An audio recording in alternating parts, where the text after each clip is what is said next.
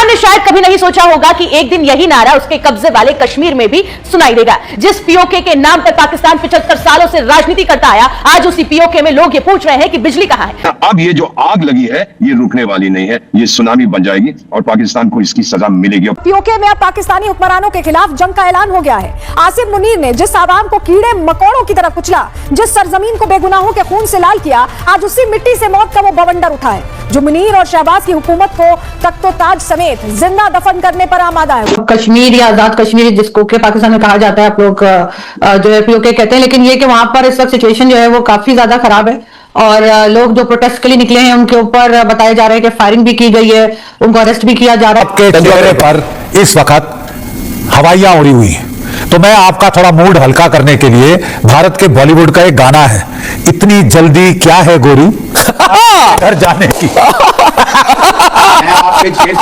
PoK में अब पाकिस्तानी हुक्मरानों के खिलाफ जंग का ऐलान हो गया है। आसिफ मुनीर ने जिस आवाम को कीड़े मकोड़ों की तरह कुचला, जिस सरजमीन को बेगुनाहों के खून से लाल किया, आज उसी मिट्टी से मौत का वो बवंडर उठा है जो मुनीर और शहबाज की हुकूमत को तख्तो-ताज समेत जिंदा दफन करने पर आमादा है। हुआ क्या, हम आपको बताते हैं तस्वीरों के जरिए पीओके में कैसे मुनीर के खिलाफत के लिए लोग सड़कों पर आ गए। आप इस तस्वीर में देखिए, लोगों का ये गुस्सा यूं ही नहीं फूटा है, ये मुनीर के नरसंहार का नतीजा है जिसके विरोध में लोग अब आर पार के मूड में आ गए हैं।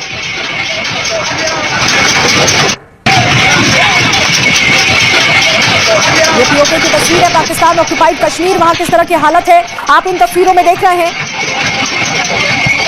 और जानते हैं जुल्म की हद तब पार हुई जब आवाम का सब्र ही टूट गया। शहबाज मुनीर की दमनकारी सत्ता को उखाड़ फेंकने के लिए लोग अपने घरों से अब निकल पड़े हैं। जरा देखिए इन तस्वीरों को, हाथों में लाठी और डंडे बंदूकें थामे ये लोग अब पीछे हटने वाले नहीं हैं। पाकिस्तानी फौज के हर अत्याचार और दमन का अंत करने के लिए ये आगे बढ़ चुके हैं। आपको तस्वीरों में भारी संख्या में मौजूद लोगों को ये विरोध दिखाई दे रहा होगा और ये तस्वीरें बता रही हैं कि कितना ज्यादा गुस्सा है लोगों के मन में, क्या वजह है इस गुस्से की, सब कुछ हम आपको बताने वाले हैं। लेकिन पहले हम आपको जरा तस्वीर दिखा रहे हैं। ये तस्वीर इसलिए जरूरी हो जाती है क्योंकि ये पाकिस्तान ऑक्युपाइड कश्मीर की जनता की आवाज है अब, और वो सड़कों से अब इन हुक्मरानों को हटाने की आवाज लगा रहे हैं।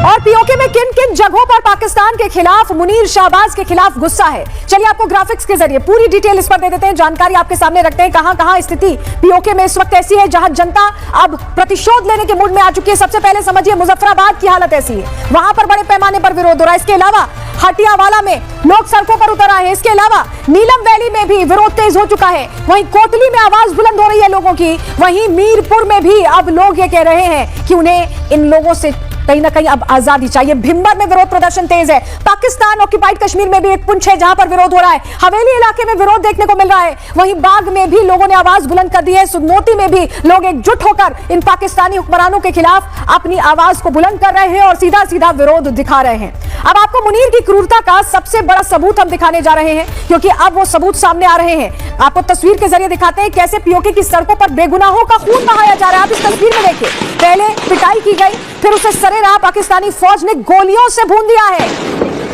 ये जो तस्वीर है ये बर्बरतापूर्ण जो रवैया अपनाया जा रहा है उसकी तस्वीर है। धड़ाधड़ गोलियां बरसाई जा रही है और यही वजह है कि लोगों का गुस्सा फूट पड़ा है। लेकिन सवाल वही है कि आखिर इतना खूनी बवाल पीओके में मचा क्यों?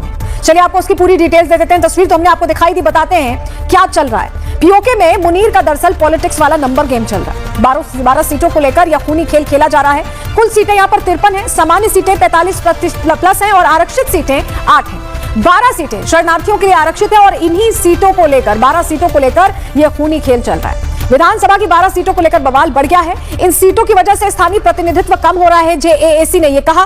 पीओके में 27 जुलाई को चुनाव होने हैं। 2021 में इमरान खान की पार्टी ने 42 में से 25 सीटें जीतकर सरकार बनाई थी। इमरान खान के पद से हटने के बाद पीओके में बवाल बढ़ गया। फिलहाल पाकिस्तान पीपल्स पार्टी के मुमताज राठौर के हाथ में यहां कमान है। जेएएसी लगातार आंदोलन कर रही है। पाकिस्तानी सेना दमन करने पर उतारू है, यह आवाज अब यहां से बुलंद की जा रही है। अब ये जो आग लगी है ये रुकने वाली नहीं है, ये सुनामी बन जाएगी और पाकिस्तान को की सजा मिलेगी। और फिर एक और चीज उन्होंने मुझसे की, कहते हैं मैंने सुना है, कहते मैंने एक वीडियो देखा था जिसमें यहाँ के इनके आर्मी चीफ कह रहे थे मेरी जिंदगी का मकसद है कि मैं शहीद हो जाऊं भारत से लड़ते हुए। कहते हैं ऐसे लोग जब बनते हैं आर्मी चीफ आप लोग सतर्क रहिएगा क्योंकि अपनी डोमेस्टिक कंपल्शन, वो आटा महंगा है, दाल महंगी है, चावल महंगे है, सिंदूर से इसका कोई लेना देना नहीं है। वो कह रहे हैं अंदरूनी हालात वैसे ही खराब थे। अब इलेक्शन में जो सबसे पॉपुलर नेता थे वहां पर जो जेल में डाल रखे उनकी आंखें चली गई, उनकी पार्टी को लड़ने नहीं दिया जा रहा है। तो ये कह रहे हैं कि वहां वहां की हालत बहुत खराब है और उनको लगता है जी। कि अब ये रुकेगी नहीं, ये आंधी आ गई है, नहीं रुकेगी। इरशाद जी, क्या जवाब है आपके पास? जो आवाम है वो विरोध में इतना प्रदर्शन कर रही है, आप बदले में गोलियां बरसा रहे हैं। साहब, आपकी बात तो ब्रिटेन तक हो रही है और वहां पे जिन एमपीज ने लेटर साइन किया है इस पूरे हमले के खिलाफ, उसमें मुसलमान नेता भी मौजूद हैं। तो ये जो दमनकारी नीति है वो छोड़ते क्यों नहीं? और पीओके तो सब आपका है भी नहीं, वो तो छोड़ दीजिए। बहुत शुक्रिया जी। पहले तो लफ्ज पीओके इस्तेमाल ना कीजिए, इसको आजाद कश्मीर कहते हैं। ये आजाद लोगों का आजाद कश्मीर है। हाँ। मकबूजा कश्मीर आपके पास है। वो आजादी दिख नहीं रही है। देखिए ना, 11 लोग मर गए, 11 लोगों की मौत हुई। इतनी आजादी तो मुझे नहीं लगता कि किसी भी डेमोक्रेटिक कंट्री में होनी चाहिए। देखें, या तो मुझसे सवाल किया तो जवाब आप अगर सही देंगे तभी तो इरशाद साहब आपको हमारी जनता भी हमारी कौम में सुनेगी। आप बात ही गलत कर रहे हैं। आप बात में सही कर रहा हूं कि आजाद कश्मीर में मकबूजा कश्मीर नहीं है। मकबूजा कश्मीर आपके पास है, पीओके नहीं है। ये आजाद कश्मीर वो भी हमारा ही है सर, उसके लिए हमने सीटें भी रखी हुई है विधानसभा में, उसके लिए आप चिंता मत कीजिए। लेकिन आपकी आवाम जो खुद खतरे में है, आपके लीडर्स से उनको परेशानी है, आसिम मुनीर उनके ऊपर धड़ल्ले से गोलियां चला रहा है, इसका कोई जवाब है आपके पास? देखिए, आपने फैलाना पैनिक, वो मैं फैलने नहीं दूंगा। आपने अपने चैनल के थ्रू दहशतगर्दी करने में करने नहीं दूंगा। आप तो सड़कों पर दहशतगर्दी कर रहे हैं, मैं तो जवाब चाहती हूं। आप तो सड़कों पर दहशतगर्दी कर रहे हैं, आपके बारे में चर्चाएं मीडिया तक में हो रही है। को नाकाम बना करके जाएंगे हम दोनों। हाँ। अब तो सुनिए, दूसरी बात आप कह रही हैं कि वहां आग लगी हुई है, दहशतगर्दी। और देखें वहां लोग कौन है आजाद कश्मीर में जो ये इस वक्त हिंदुस्तान के एजेंडे पे काम कर रहे हैं, ये कौन लोग हैं और ये क्या चाहते हैं? देखिए, मैं ये कहता हूं कि आफरीन है आपकी हिंदुस्तान के एजेंडे पे नहीं, आप कश्मीर का हालात जो है वो राजना छोड़िए। इरशाद साहब, ऐसा है कि आपकी धरती पर विद्रोह छिड़ा है, आप दूसरे मुझे 1 मिनट बोलने दो या मैं कैमरा नहीं, आप मुझे आप तस्वीरों को देखा है आपने? इरशाद साहब, आप टीवी डिबेट में बैठने से पहले आपने तस्वीरें देखी है? तस्वीरें देखी है? बलूचिस्तान में आपका यही हश्र है, पीओके में आपका यही हश्र है। मुझे बोलने दे, मेरा जवाब लें, पूरी बात करूंगा, उसके बाद आप चीख चिल्लाट कीजिएगा। देखें, बात यह है कि मैं आफरीन है आपकी एजेंसियों पे, हिंदुस्तान पे, कि आप दहशतगर्दी कहीं भी फैला सकते हैं। और मुझे फख्र है अपनी आर्मी के लोगों पे, मेरी एजेंसियों पे, जो आपकी हर साजिश को पूरी दुनिया में नाकाम बना रहे हैं। आप देखिए, शुरू हो जाइए अफगानिस्तान से, ईरान से, फलस्तीन से, आप मेरे पाकिस्तान के बॉर्डर के साथ साथ जहां जहां आपने दहशतगर्दी की, मुझे फख्र है अपने इदारों पर जिन्होंने काबू पाया और आपके मुंह में खाक डाली, आपके मुंह में आग डाली, आपका मुंह बंद किया, आपके मुंह में छाले पड़े। कश्मीर या आजाद कश्मीर जिसको के पाकिस्तान में कहा जाता है, आप लोग जो है पीओके कहते हैं, लेकिन ये कि वहां पर इस वक्त सिचुएशन जो है वो काफी ज्यादा खराब है और लोग जो प्रोटेस्ट के लिए निकले हैं उनके ऊपर बताया जा रहा है कि फायरिंग भी की गई है, उनको अरेस्ट भी किया जा रहा है। तो अगर तो यहाँ पे कह रहे हैं कि जी जमहूरी हुकूमत है और डेमोक्रेटिक तरीके से बात होती है, तो फिर उन्हें प्रोटेस्ट क्यों नहीं करने दिया जा रहा? उनके ऊपर जिस तरह से फायरिंग की जा रही है, जिस तरह से उन्हें पकड़ धकड़ की जा रही है, देखकर बहुत अफसोस हो रहा है। कल रात से लेकर अभी तक मेरे पास बेशुमार वीडियोज जो है वो आजाद कश्मीर के लोगों ने भेजी हैं, जिसमें कि वो बता रहे हैं कि उनके ऊपर किस तरह से जुल्म किया जा रहा है, किस तरह से उनकी अपनी जो मकामी जो पॉलिटिकल पार्टीज हैं या ग्रुप्स हैं उनको बैन किया जा रहा है। तो यकीनन पाकिस्तान के लिए ये बात सही नहीं होगी। इनको जिन्हें हम शहरक कहते हैं कि कश्मीर हमारी शहरक है, तो आज वही लोग जो है उनको हम गद्दार भी कह रहे हैं, टेररिस्ट भी बता रहे हैं। और ये अख्तर खान मेंगल साहब जो प्रोमिनेंट पॉलिटिशियन है, उनका भी यही कहना है, उन्होंने भी इस तरह की ट्वीट लगाई है कि इस वक्त आजाद कश्मीर के लोगों को जो है पाकिस्तान की स्टेट जो है वो गद्दार भी बता रही है, टेररिस्ट भी बता रही है। तो फिर उन्होंने कहा फिर बलूचिस्तान में जो कुछ किया जाता है या कहा जाता है तो वो तो फिर बनता ही है। और यही तरीका इन्होंने हर जगह इस्तेमाल करना शुरू कर रखा है कि अगर कोई प्रोटेस्ट के लिए आता है या प्रोटेस्ट करता है तो फिर इस तरह से उनको मारा पीटा जाता है। आपको याद होगा जिस वक्त डॉक्टर मारन बलोच इस्लामाबाद आई थी कुछ साल पहले, तो उनके ऊपर भी ये केमिकल वाला पानी और क्या कुछ डाला जा रहा था। तो भाई आप प्रोटेस्ट करने दें, अगर आपको इतना डर खौफ नहीं है तो फिर उन्हें बात करने दें, लेकिन ऐसा नहीं हो रहा है। यहाँ पे बहुत अफसोसनाक सिचुएशन इस वक्त है। इरशाद अहमद खान साहब, क्यों है ऐसा जो बता रही है आरजू काज़मी कि भाई वहां लोगों को ज्यादती का शिकार होना पड़ा और लोग अब कह रहे हैं कि भाई हमको नहीं चाहिए, हमको आपकी हुकूमत नहीं चाहिए, जोर जबरदस्ती से जो हुकूमत आप लोग चला रहे हैं उस हुकूमत के नीचे नहीं रहना है? बहुत शुक्रिया जी। पहले तो हुकूमत हम नहीं चला रहे, आजाद कश्मीर के लोग चला रहे हैं। फैसल राठौर साहब वजीर आजम हैं, वो आजाद कश्मीर से ताल्लुक रखते हैं। वो मुमताज राठौर साहब वजीर आजम होते थे पहले, उनके बेटे हैं।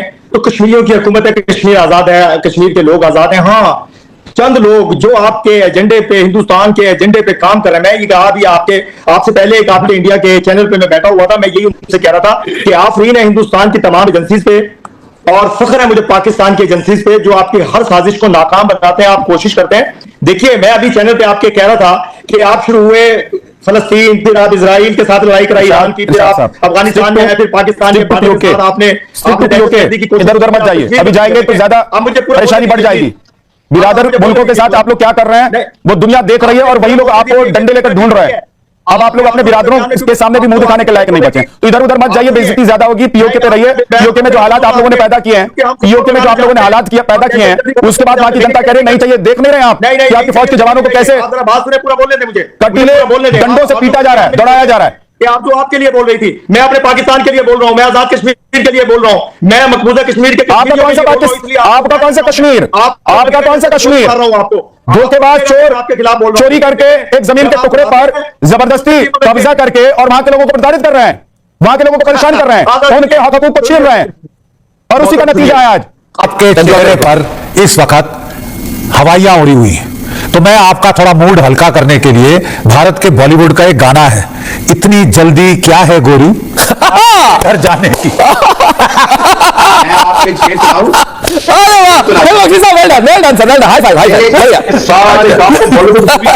इनको नहीं छोड़ेंगे इस बार, इनको नहीं छोड़ना है इस बार। दोस्तों अगर आप प्रोग्राम देख रहे हैं, देखिए बहुत आराम से रिलैक्स रहिए। भारतीय फौज है, नरेंद्र मोदी हमारे प्रधानमंत्री, अमित शाह हमारे गृह मंत्री है, अजीत डोभाल हमारे नेशनल सिक्योरिटी एडवाइजर है, राजनाथ सिंह हमारे रक्षा मंत्री है, और हम बहुत स्ट्रांग, बहुत कॉन्फिडेंट, बहुत सॉलिड पूरी। आप हम आएंगे, बैंड बाजा लेके आएंगे भैया।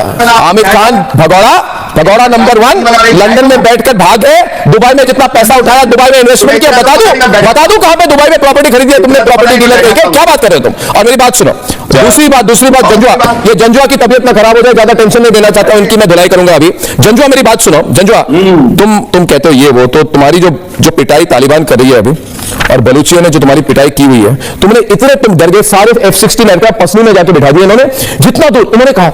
दोस्तों एक बात कहना चाहता हूं, इनके एक F-16 एयरक्राफ्ट है और एक जंक एयरक्राफ्ट है, चाइनीज एयरक्राफ्ट। इन्होंने चाइनीज जंक एयरक्राफ्ट JF-17 को सामने रख दिया और F-16 को भगा दिया इन्होंने पसनी, जो ग्वादार के पास है। लोग पूछ रहे हैं F-16 पीछे क्यों कर दिए? क्योंकि उनको बड़ा डर है कि अगर ब्रह्मोस चले तो सीधे उड़ा देंगे इनके साथ। एक ब्रह्मोस में सारे F-16 भाग जाएंगे।